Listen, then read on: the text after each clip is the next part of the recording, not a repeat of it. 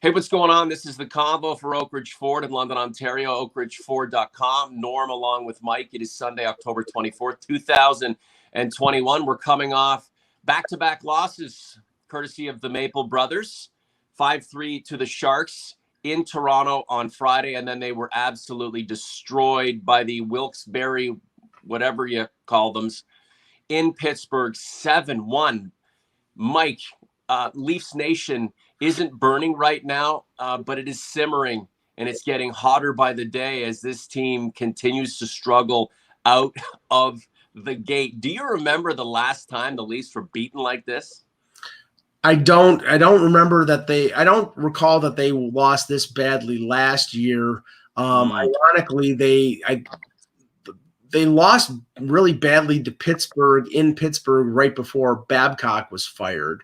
But, usually, I mean, I think there was a game in Vancouver that they lost sort of one-sided, but nothing sort of springs to mind. And, this was the first game that they played south of the border since March of 2020. And the way it went last night, they probably wish that they could stay north of the border for the rest of their lives.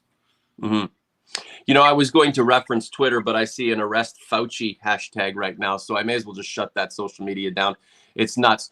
But last night, just conversing with fans, nobody pregame felt amped or excited about what was to come against the Penguins. Had they won the game last night, you would still feel the discontentment. It's even worse considering they lost the game, the fashion they lost it.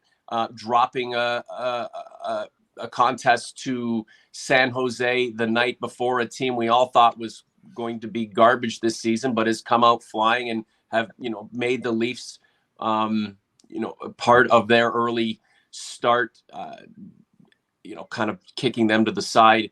And we were all expecting, despite, a general belief that the team isn't as good as it was or should be, that it would find its way or sooner rather than later and at least play respectably.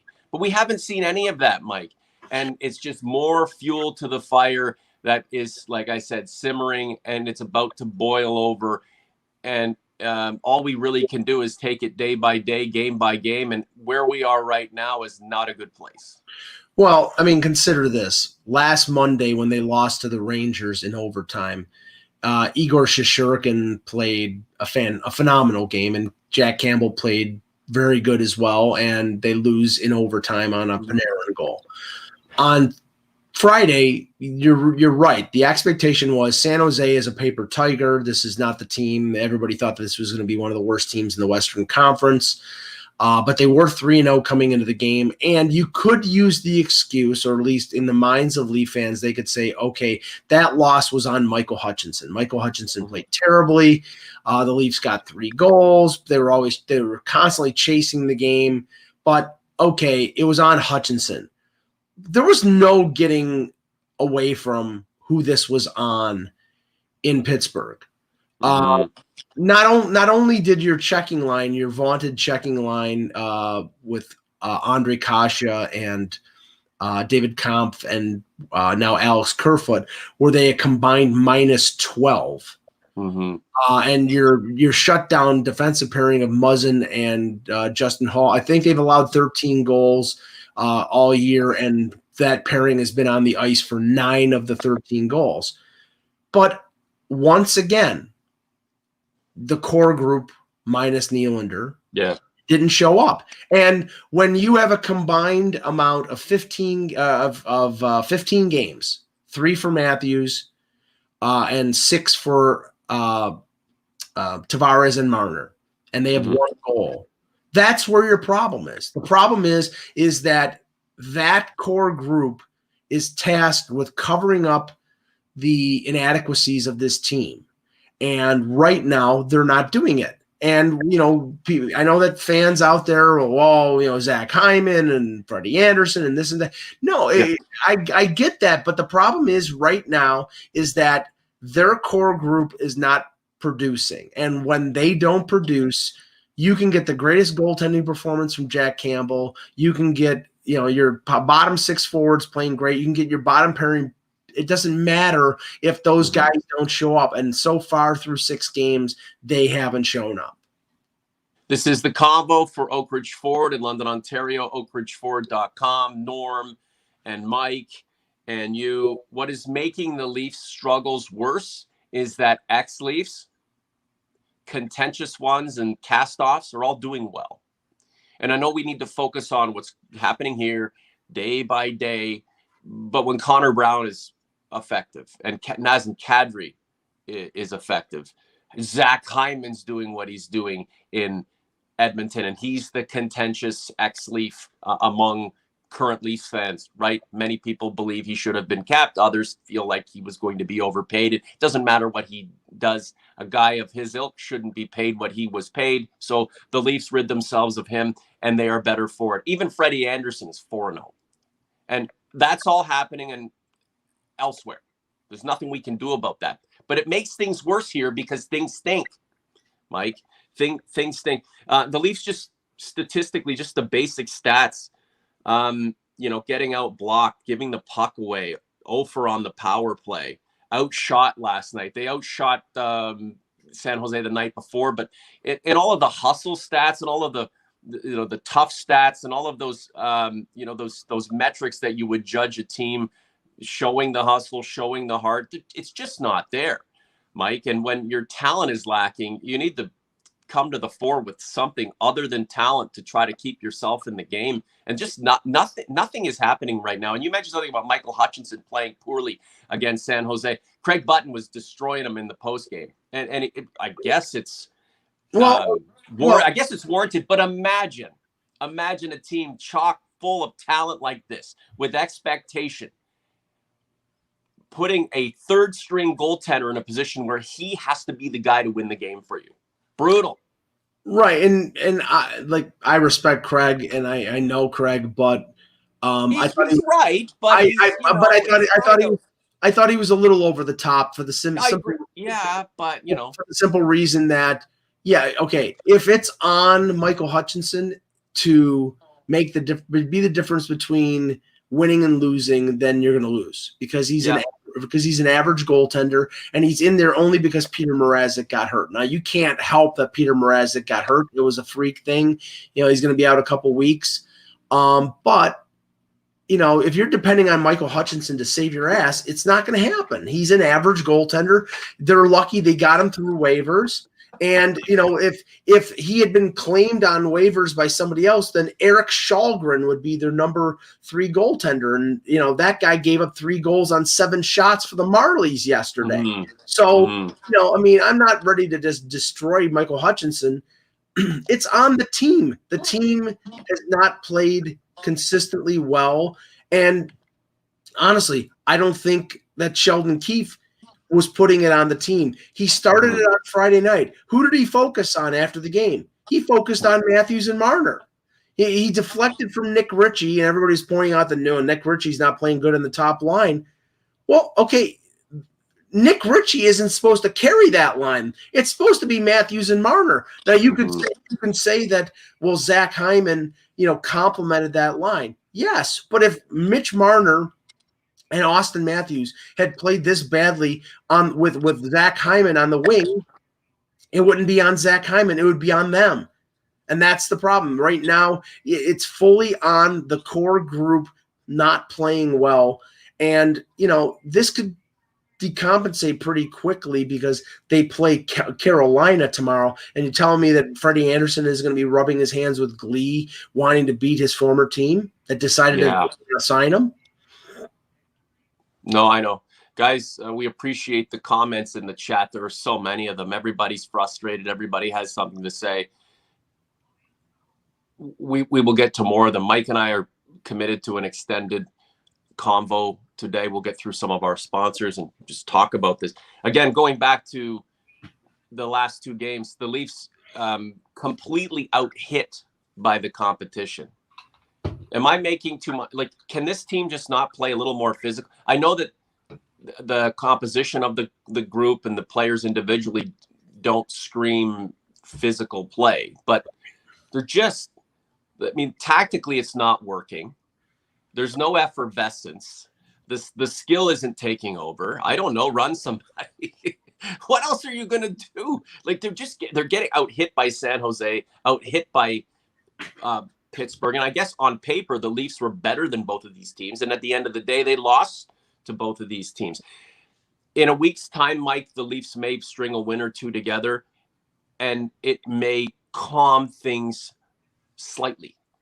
But coming out of the gate, there were expectations from a group that we were all suspicious about. The chickens haven't exactly come home to roost yet, even though a lot of fans believe they have. I don't know how the general sense of things improves, and how we may be able to collectively take a sigh, have a sigh of relief and enjoy what's coming the rest of the way. Where we are right now, I have a feeling is going to get worse, even if on paper and on the stat sheet, the Leafs improve slightly. Well, to your point about being more physical, I mean, Kyle Dubas doubled down on this team being more, being a skill first team. Now he did bring in players who can play physically, or bring back players who could play. They get out hit every game. Well, but again, them going toe to toe with teams physically is not how they're going to win games. They're built to be a skilled team, and that's what they're focused on. But they have to have a certain amount of pushback. And over the last couple of games, you notice, well, Wayne Simmons gets called for a cross-checking penalty. Michael Bunting, bizarre call on what ended up being a no goal for Matthews.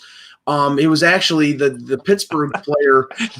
Like a conspiracy theorist. No, I'm just saying that's the way the calls are going right now. There was another instance where a Leaf player, I can't remember who. Oh, it was Richie. Richie against San Jose. He gets a cross-checking penalty in the late in the first or early in the second period. Every time they try to be physical or be tough or push somebody around, they get called for a penalty, and that basically makes your team be tentative when it comes to being that physical. And if that's what happens, then if they're afraid they're going to get called for penalties and they give up power play goals, then they're in trouble. Oh my goodness, it is pretty wild. AT Realty, Anthony Taglieri, 647-390-8758.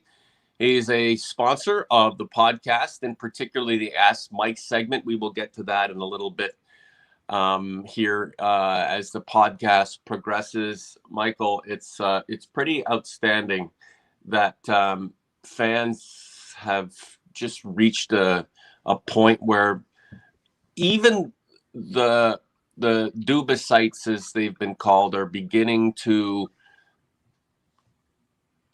open up to the idea that maybe the Messiah isn't all that he's cracked up to be. You blend that with the traditional haters and those who just want a good hockey team to cheer for. Mm-hmm. And there is the rumbling is getting louder and louder for change.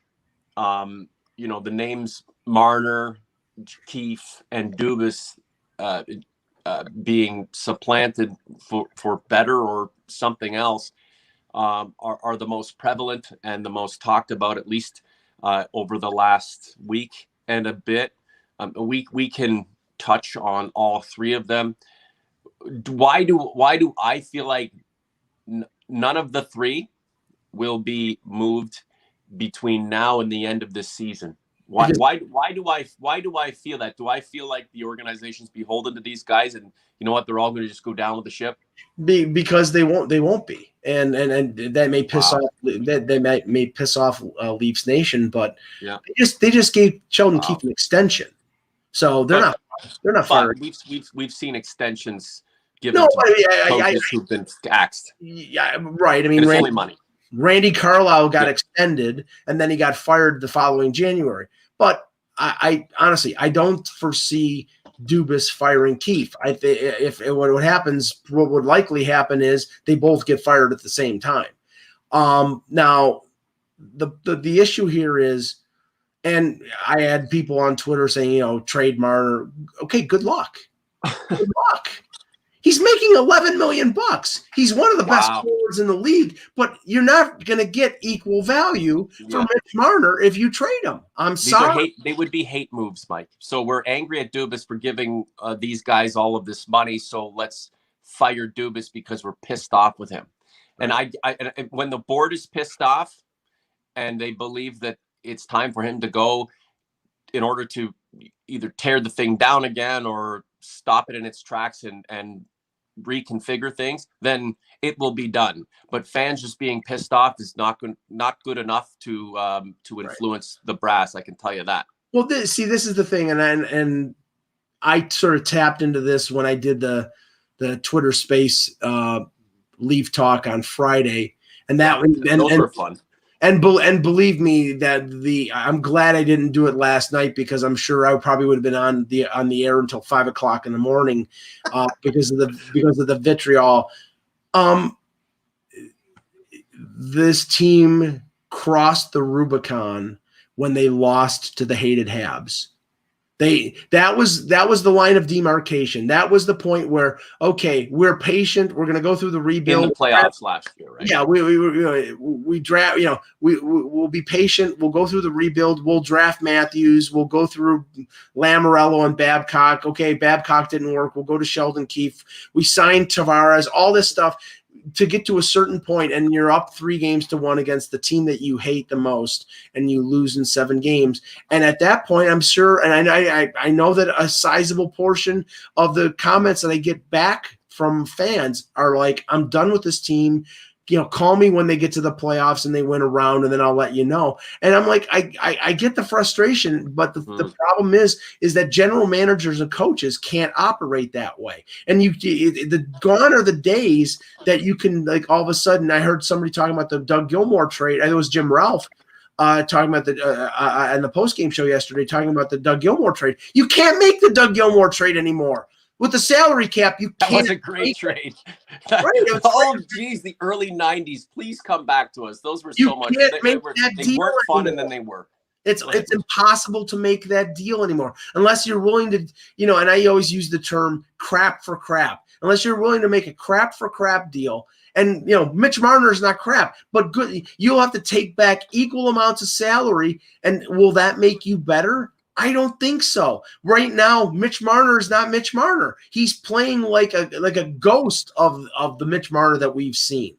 And the only way that this turns around is by him getting back to playing the way that he has in the past. Now, is that going to be easy? Is it going to be something that can happen right away? I don't know. All I know is that Sheldon Keefe saw it because he benched Marner for the first half of the third period last night. He called out Matthews and Marner after the game on Friday. There are certain instances where he's pushing buttons here and things are not working.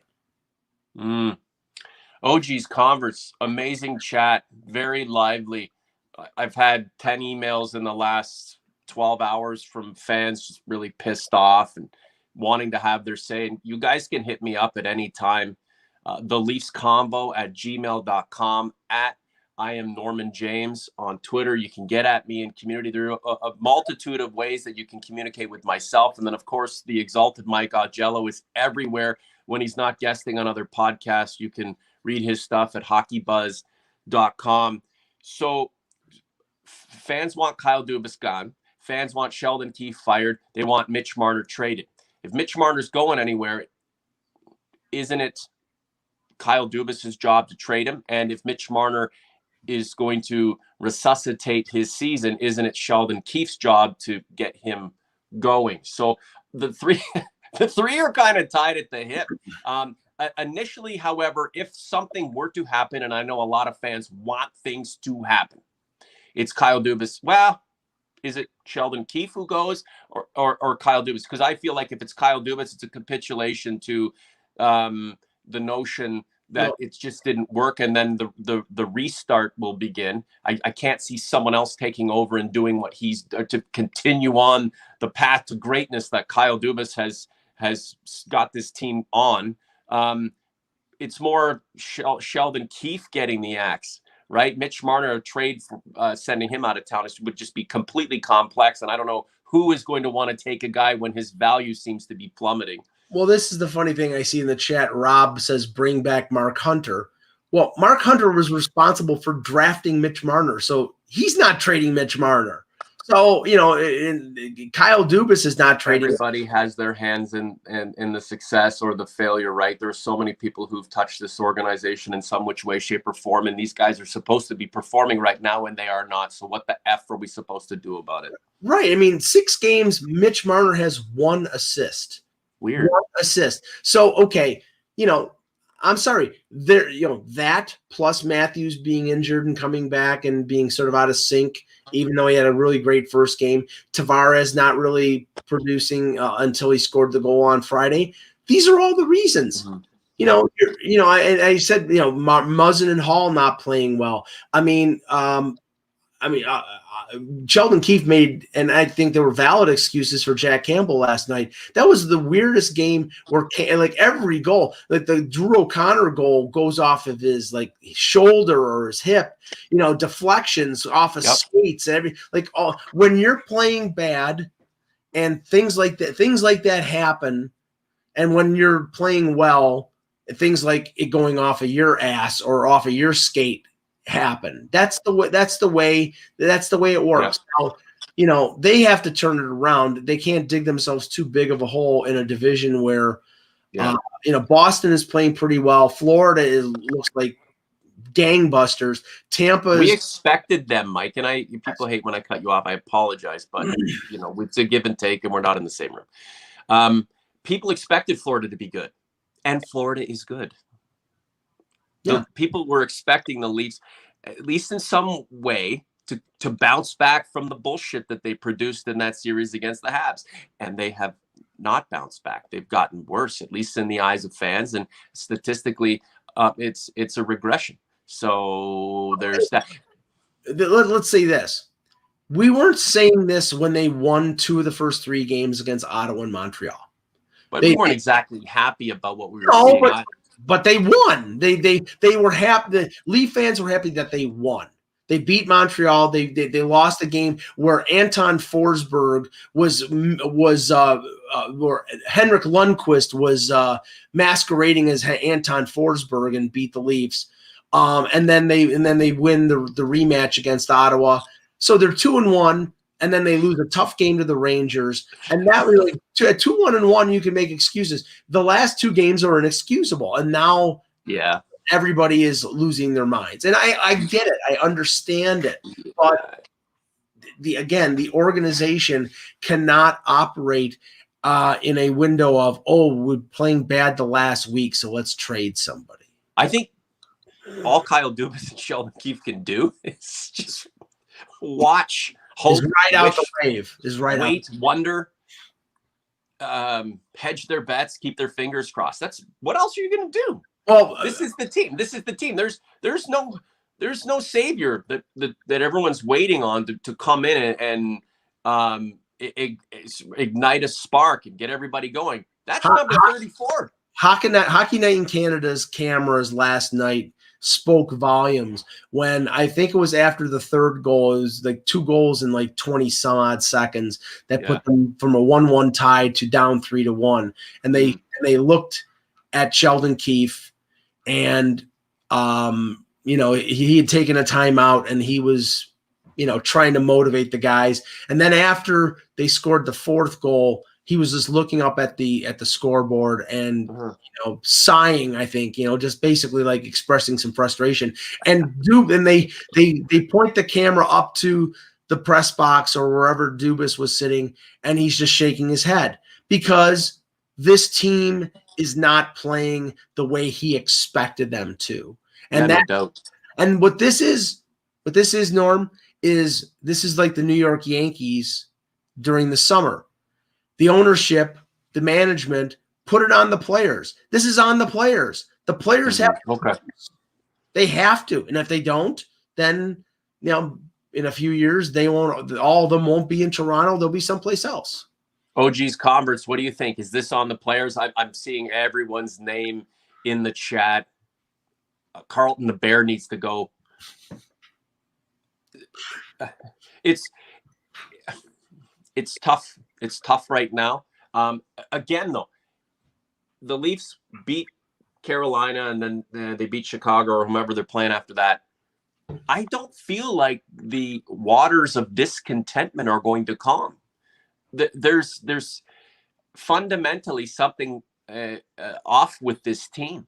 And other than a 10-game win streak and Marner and Matthews finding their rhythm and, putting up 6 points combined a night for 2 weeks straight, will things, return to at least the level of calm and, just context? I don't think I don't think it's going to be calm all year, Norm. Yeah. And that's, to your point, they beat Carolina and they beat Chicago. Then they're a game over 500. The fan base will be waiting for the next shoe to drop. Yeah. This is right now, everything is teetering on the edge, and they will not stabilize until they at least win a round in the playoffs. Yeah. Wow. Man, oh man, it's just we're so invested. There's so much going on. The weight is heavy and it's so early and there is so much frustration, right? And you wonder, what will this group look like? What will the management look like? What will the coaching staff look like in 2 weeks' time, 3 weeks' time, a month's time, after Christmas? You and I seem to think, and I know we're not alone, that managements will be in place, coaching staff will be in place until game 82 or the 21 games after. I don't know if that will be the case, or if the board will get fed up and throw an individual to the wolves. There will be potentially a fall guy. Someone will have to fall victim to the futility that is right in front of our face. It's really hard to say, but you hit it there, Mike, with the comment in regards to this being on the players. We can be frustrated at Dubas, frustrated at Keefe, the board, Shanahan. These players were paid the big money. These, they moved guys out who they felt were going to be overpaid. They brought in contributors. Jack Campbell, everybody was in love with him not too long ago. It's really up to them. And if it doesn't work, well, the other guys will fall eventually. But right now, this certainly is on the players. I just wanted to get through a couple of comments here. Benny B, thanks for the combo this morning. Need to vent after last night. You can follow up on what I just said, Mike, but there's a name that's being bandied about, and I've seen it more than once. Jim Rutherford on Twitter, Sundin's Jofa. How much longer until we hire Jim Rutherford? And Mr. Captain 93, bring in Jim Rutherford. I've seen his name, on other mediums too. Well, okay, but I'm just throwing that out there. No. I know. I'll definitely comment on it. I mean, because there was talk about Jim Rutherford being brought into Buffalo. And Jim Rutherford has won a couple Stanley Cups, actually, if more than a couple, because he won in Carolina before he won twice in Pittsburgh. And he has the ability of, he's never been shy to make a big deal. And if the thought process here is that what it will take to shake things up here, then by all means. But I don't think that MLS&E. And I don't think that Brendan Shanahan are on board with that as like, okay, we need to trade Austin Matthews or John Tavares or Mitch Marner. I don't think that they believe that that's going to change anything significantly right now. Now, the funny thing was, I started to see yesterday another name pop up, like fire Keefe and bring in John Tortorella. Okay. Let me tell you what happens. Let me tell you what happens in 2 years after they hired John Tortorella, Austin Matthews leaves. That's what happens. He's a free, unrestricted free agent, and good luck trying to re-sign him if Torts is the guy pressing the buttons. Not to say that Torts isn't a very good coach. He's a great coach. But the problem is that Torts is a guy who has got a limited window and I think alienates the players that play under him. Look at what happened in Columbus. Look at what happened in other places where he's played. He's a great coach, but he's a short if they had Matthews under contract for 6 years, I would say, okay, fine, maybe you need to change of direction. With Matthews under contract for 2 more years, that's a risk not worth taking. So this is on Austin Matthews then? No, okay. Are you sure he's the guy? Come on, Austin, let's go. Rally the troops. It's you. I mean, we can't hire anybody. We can't hire anybody else. You may have tuned out Sheldon Keefe. You make the most money. You're the Rocket Richard Trophy winner. You dress the best. You are the guy. This is your team. Rally these bloody players and let's start winning. Right, Austin? And there's another thing that we heard yesterday, and I just found it laughable. Like the dress code means a good goddamn thing. In terms I'm throwing that out, Mike. I'm not saying I don't care what they wear. And other people were throwing out, well, these players aren't disciplined if they're going to go out and wear. That doesn't matter. It really doesn't. You can wear a sheet, Mike. Right. You can wear a sheet. I don't care. What I'm telling you is that he is the straw that stirs the drink. Right. He's the best player on the team. He's the guy you just said will leave if they don't bring in a coach who will. No, I think he'll guide the team in the way Austin Matthews wants it to. You're suggesting that. I think he'll leave if they hire a Tortorella who's an authoritarian who makes Mike Babcock look all mushy and friendly. Tortorella is not the guy. Okay, great. Maybe Austin Matthews relinquishes his right to give a stamp of approval on any coach because he's not performing. But that's the problem. Right now, they're not performing.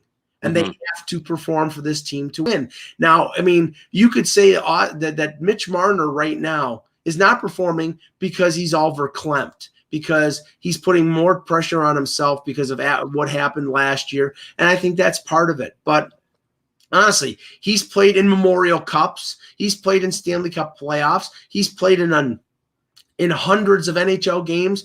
He's got to show up. And if he doesn't show up, the team isn't going to win. Yep. Check out the logo, guys. Anthony Taglieri. We appreciate his sponsorship. You can get at him on Instagram, TorontoRealEstate.at. Hey, he just leased a great property, so follow him. Whether you are buying or selling your house, you can appreciate that the process can be complex and challenging. We're excited to be partnered with Anthony, a GTA realtor who always puts his clients first. He brings a unique expertise to each situation and has sought out higher education to become a well-rounded advisor. Check out his Instagram at TorontoRealEstate.at, or you can give him a call. Let me see where the numbers are. That's 647-390-8758. Anthony, we love having you aboard. And Anthony sponsors our segment called Ask Mike. We'll go straight to community on the Leafs Convo YouTube channel, youtube.com/the Leafs Convo. It's Robbie Robertson, not the musician. Oh, darn. The Leaf fan who is teetering on the brink of potentially leaving his fandom in regards to association with the blue and white behind for, I don't know, maybe set up equipment in his garage and start a band. It may be more enjoyable for him. So Robbie Robertson, how does this organization, Mike, excuse losing that badly? And obviously last night kind of being the linchpin and a shitty couple of days and just the general malaise to the start and the feeling revolving around this organization. Yeah, I mean, there is no excuse. There is no excusing it. I mean, you can tell by the reaction of the players. I mean, Jake Muzzin last night didn't pull any punches. He said, we got outworked. Sheldon Keefe was frustrated after the game. I mean, there is no excusing it. They, now how they bounce back from this. And last year, one of the things, when they did have a bad loss, they usually bounced back and played pretty well afterward. But I mean, I don't know. This is a different team. This is not the team that was present last year. There isn't as much experience on this team as there was last year with guys like Thornton around to sort of deflect and sort of be a sounding board. I think right now they're pressing a little bit, and they have to bounce back. But I mean, I don't know if they will or when they will. This is how negative people are feeling. Brendan Shanahan hires yes men, so he is the decision maker. Reason he chose Dubas over Hunter. Rob, did you get your coffee? You're back in the mix, and I'm sure you're caffeinated and all fired up. That's the sense right now of a lot of fans. There's a terse feeling towards the brass beyond the board. And Brendan Shanahan is the president, right? He's the guy up at the top. So a lot of people will say, he is a conspirator in all of this. When push comes to shove, all he really tried to do is, put in place people he thought would help lead this team to the promised land. I don't think he believed that, Dubas was a guy who would, be more in line with his way of thinking. It's Dubas laying out the blueprint and Brendan Shanahan agreeing with it and conveying that to the board and everybody being on board. It's just this plan right now, 4 or 5 years in, is going nowhere. Well, I mean, if you're going to, look at Hunter and Dubas, and we've legislated this many a time, Hunter did a great job drafting guys like Marner and Matthews, but I have to say, I could have drafted Marner and Matthews if you gave me the NHL Central Scouting book. It's what they did with later picks in their drafts when Hunter was in charge of the draft, and really the record was pretty piss poor. And I think Dubas actually, in terms of drafting prospects and bringing in talent in the organization, has been better than what Mark Hunter did in his tenure. But that being said, the results, we're gonna find. Like I said, I think this is a big year for Dubas, one way or the other. If they make the playoffs and have some success, I think he's safe for a number of years. And if they don't make the playoffs, or if they lose in the first round, I think he might be done. So philosophically, Mike, what are other teams doing? Teams that are having success that the Leafs aren't? Well, what teams are doing is they're not paying their core players as much. That's done. Yeah, and there's no undoing that, unfortunately. Okay. So when you're in a situation where this team did not anticipate, and nobody in the NHL anticipated, a flat cap for 3 or 4 years. Mm-hmm. And you're paying a group of 4 50% of your cap. They weren't thinking they were going to pay that group of 4 50% of the cap. They thought they were going to be paying them 35 to 40% of the cap, and they'd be able to re-sign Hyman and Riley and maybe Anderson. But they couldn't do it because of the flat cap. And now they have that group of 4 making $40 million, and they can't get out from under that. So, I think that, Dubas probably would have bought himself a little more leeway had he made the move that the fan base wanted him to make during the offseason. He didn't. He doubled down on this group. He believes in them. I understand why he did that, because, the value of those players, especially Marner after the season that he had, or the playoff that he had, was down. Mm-hmm. But now, what happens 20 games into the season if they're struggling and Marner's playing badly? His value is even worse. Mm-hmm. So, it's really, again, it's 6 games. But if this continues, then you can say it's 10 games and it's 15 games. And at a certain point, it's too much. Mm-hmm. And losing 7-1 to a team that didn't have its best players. It didn't have not only didn't have its best, it didn't have Crosby and Malkin. It didn't have Carter. It didn't have Letang. It didn't have Brian Rust, and they beat the Leafs 7-1. That's what sticks in the craw of the fan base is that, oh, okay, we're playing Scranton Wilkes-Barre and you still lost. That's something that, especially in the prism of looking through the prism after losing to Montreal, is just frustrates people with on end. Guys, the Leafs Convo is sponsored by Oak Ridge Ford in London, Ontario. oakridgeford.com. 0% financing up to 72 months on Ford Escape and Ford Edge, both 2021. We have not several, but we have quite a few remaining in stock, but they're going very fast. I'm telling you, if you're looking for a brand new all-wheel drive, small to mid-size SUV that will fit your budget and have all kinds of cool features, an Escape is the way to go. You can get at me through community on Twitter. You know how to reach me. I can give you more details on Ford Escape, Edge, the few F-150s we have.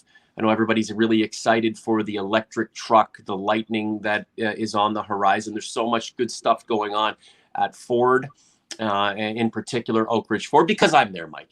And they love having me. Not really, but they can't get rid of me that easily. oakridgeford.com, guys. We appreciate the sponsorship from Mark Stevens and Scott Story, and we push along. I wish we were talking about the Leafs in a better light, right? However, if the Leafs were 6-0, okay, Matthews scoring, Marner, all these guys, you would still have a large faction of the fan base on social media wanting Marner traded. Or you will still have a large faction of the fan base believing that it's a soft game that Kyle Dubas has structured, and it will go bust, and this team will not do well. You will have another faction that believes that Kyle Dubas is the Messiah, and this is just all part of the plan. It really wouldn't. It's a razor thin edge from being. I could be somewhat content, but having a group of naysayers to everybody losing their minds, Mike, because this team has to prove its worth in the playoffs and not the regular season. So it's shit right now, but it could be great. And I don't think if we were here after a great start at this point on this day, talking positively about the Leafs, that all of the fans out there would be buying in and drinking the Kool-Aid, because there's just a general discontentment that the team will not be able to exercise until it goes on a long playoff run. And between now and then, man, it's just so far in the distance, and so many things can happen. I think you're right in the sense that if they were 6-0, there would still be a large group of people out there that would be saying, this isn't real. I'm waiting for the real Leafs to show up.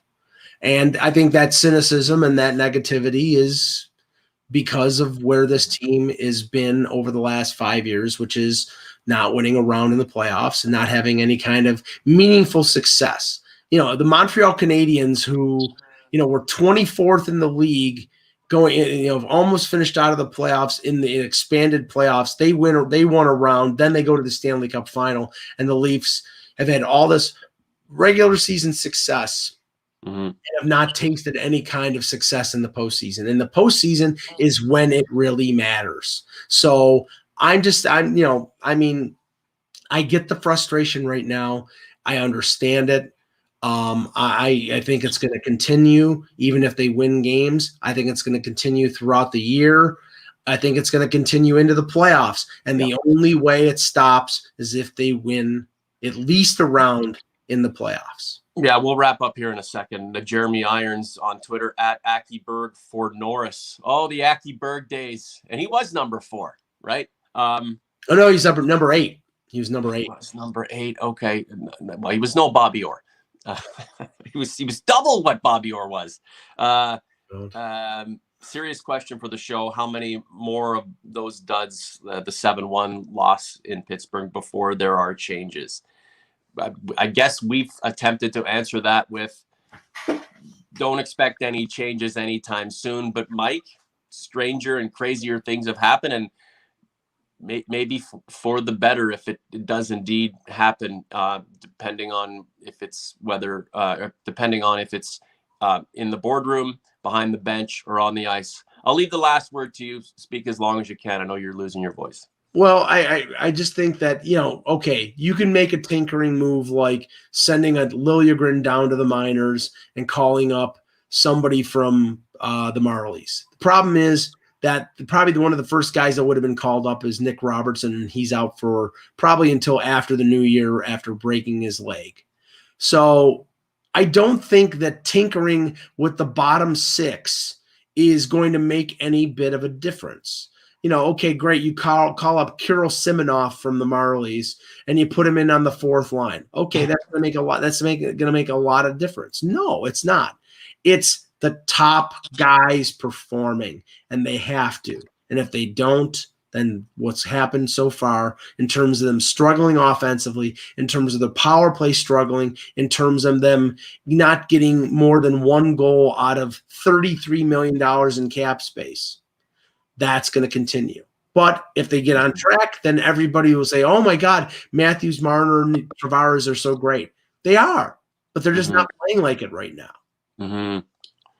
Mr. Captain 93, I'd rather have a hardworking younger team like Ottawa struggling than an overpaid core of spoiled brats. I'm not saying he's right. I'm not saying he's wrong, but his sentiments, his feelings do represent a lot of people right now, and with good reason, Mike, with good reason, with very good reasons. And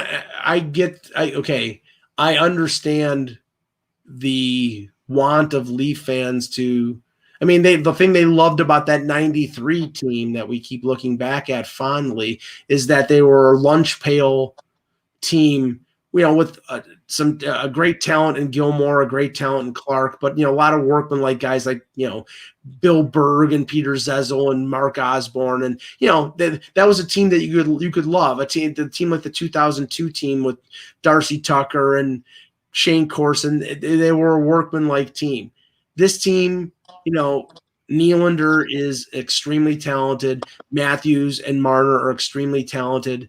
And sometimes you wonder, you have players who they hide behind their talent. And sometimes when their talent doesn't shine through, people think they're entitled or elitist. I don't think they're entitled or elitist. It's just things aren't clicking for them. And when they don't score, they don't bring other things to their game that are conducive to winning. So they need to get on track and they need to start scoring. And if they do, then the Leafs will be in a better position.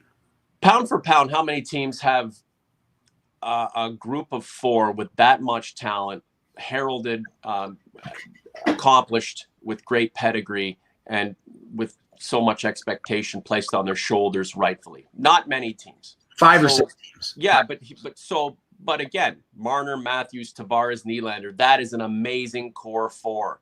Those two of them didn't step up in the playoffs last year. That's why everybody's so negative right now. The four of them, they are the de facto leaders on this team, whether they want to be called that or not, based on their talent.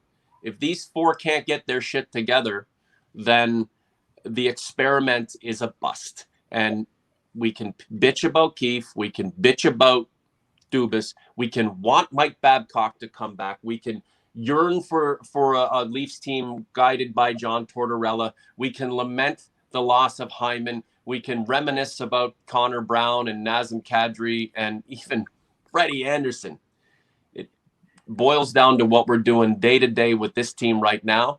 It sucks, but it's the core four that will have to pull them out. It's the players on the ice. Those are the guys who are going to have to get it done. And we all watch with bated breath, anticipation, trepidation, and concern, and the slight bit of optimism as we go forward. And we'll just have to witness what happens next, Mike. We should probably wrap her up. OG's Converse, thank you so much for your participation. This was a whale of a chat. We wish we could have got to more comments, but they're coming at us fast and furious because there's so much on your heart right now, guys, and you have right to be concerned. You have right to be pissed off. You are the people who fuel this bloody team, and this team is not fueling you right now with good vibes. It's awful. And you know what? Keep saying what you got to say, but quietly keep the hope up. For Mike, I'm Norm. Talk to you next week.